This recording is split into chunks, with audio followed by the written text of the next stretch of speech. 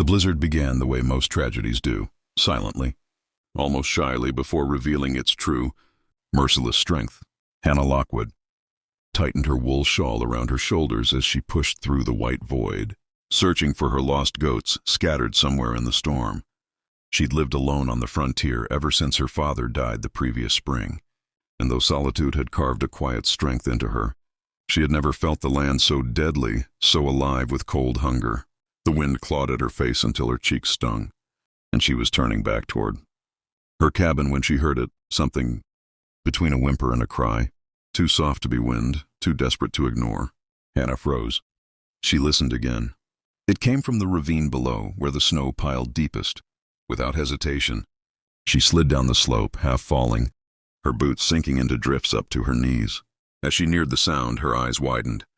There, under a snow-laden juniper tree, was a cradle board, simple, hand-carved, wrapped in buffalo hide, and inside it, nearly blue from the cold, was a Comanche baby, a boy, no older than a few months. His tiny fists trembled as he cried weakly, his breath shallow, fading.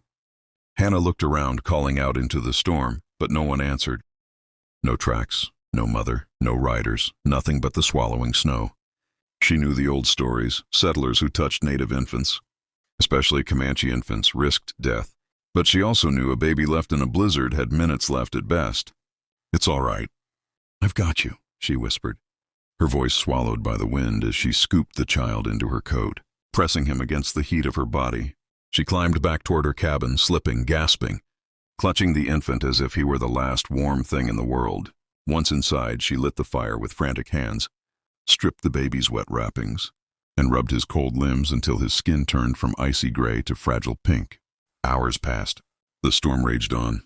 The child fell asleep in her arms, breathing steadier now, tiny chest rising against hers. Hannah stared into the flames, wondering what tragedy had left him alone. Perhaps raiders, perhaps an animal attack. Perhaps his family had been forced to flee and lost him in the chaos. No matter the reason, she knew that returning the child would not be simple. The Comanche were fierce protectors of their young, and they had no mercy for those they believed had taken one. As dawn broke, the storm finally quieted. Hannah stepped outside, scanning the horizon for riders. But the world was nothing but white silence. She fed the baby goat's milk with a cloth, humming gently, feeling a strange warmth bloom in her chest as he wrapped his fingers around hers. She named him Snowbird, because he had come to her, like a fragile creature blown off course by the wind. 3 days passed. The storm cleared, but no one came. No one except the little boy's soft cries in the morning and his gentle breathing at night. Hannah had begun to pray for a sign, not because she wanted to give the child away, but because she feared what the consequences would be if she kept him. On the 4th morning, she heard something that made her heart stop. Hoofbeats, many hoofbeats. The ground trembled beneath her feet. She stepped onto her porch, her breath catching in her throat, as the tree line darkened with movement. Riders, dozens, no, scores. Warriors in paint and feathers, wrapped in wolf and buffalo hides, their horses snorting clouds of frost. There must have been nearly 100 of them, forming a wall of silent power as they approached her homestead. At their head rode a tall man wearing a war bonnet of eagle feathers, his face stern, unreadable. Hannah clutched the baby to her chest. She could feel her pulse inside her fingertips. She had saved him, but now she wondered if she would pay for it with her life. As the warriors slowed before her door, the world held its breath. Snowbird stirred. His dark eyes blinked open, and everything was suddenly terrifyingly. The lead warrior dismounted with a fluid, commanding grace, snow crunching beneath his moccasins as he stepped toward Hannah's porch. His eyes, sharp as a hawk's, took in every detail, the baby in her arms, the warmth of the firelight flickering behind her, the concern etched across her face. Hannah held her ground. Though her heart pounded so hard, she thought the warriors could hear it. She slowly lifted the baby, not offering him but showing him, hoping they would see she meant no harm. The war chief looked at the child, and something shifted in his expression, a flicker of shock followed by deep pain. He stepped closer, placing a hand over his chest as he spoke softly in Comanche. Hannah didn't understand the words, but she understood the emotion. This child was not just any infant, he was his. The warriors behind him lowered their weapons. A ripple of murmurs passed through their ranks. The chief reached out, his hand trembling slightly. But when the baby looked at him and did not cry, the chief's breath broke. Tears burned at the edges of his eyes. He touched the baby's cheek gently, reverently, as if afraid the child might vanish again. Then he looked at Hannah, really. Looked at her, and she saw gratitude warring with grief in his gaze. After a moment he stepped back and signaled to the others. An elder woman dismounted and approached, cloaked in thick fur, face lined with wisdom.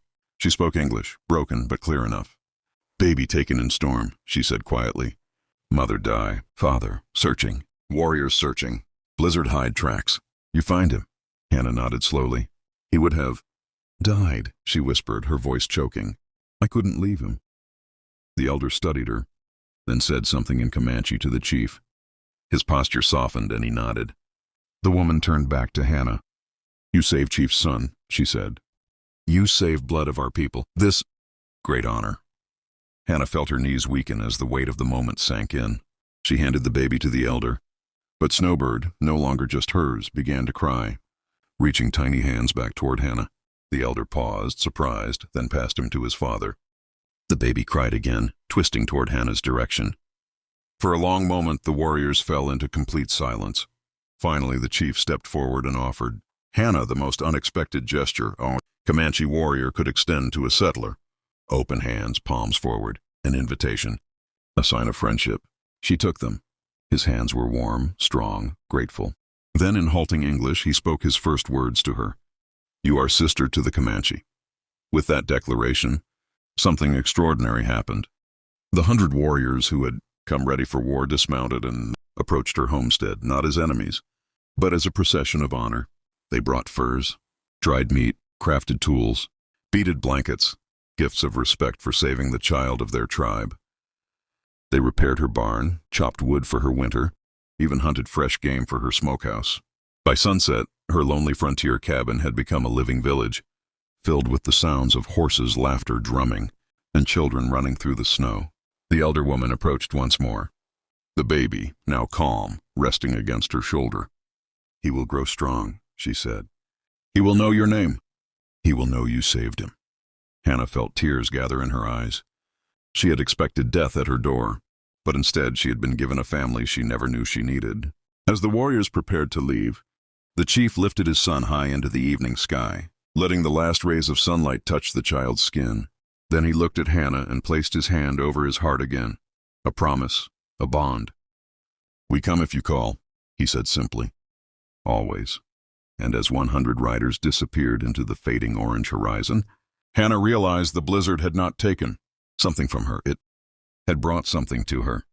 Something rare, something powerful. A bridge between worlds built not by force, but by a single act of courage and compassion. And though her cabin grew quiet again, she no longer felt alone. Somewhere out there, a tribe rode beneath the open sky, carrying with them the memory of the woman who saved their future.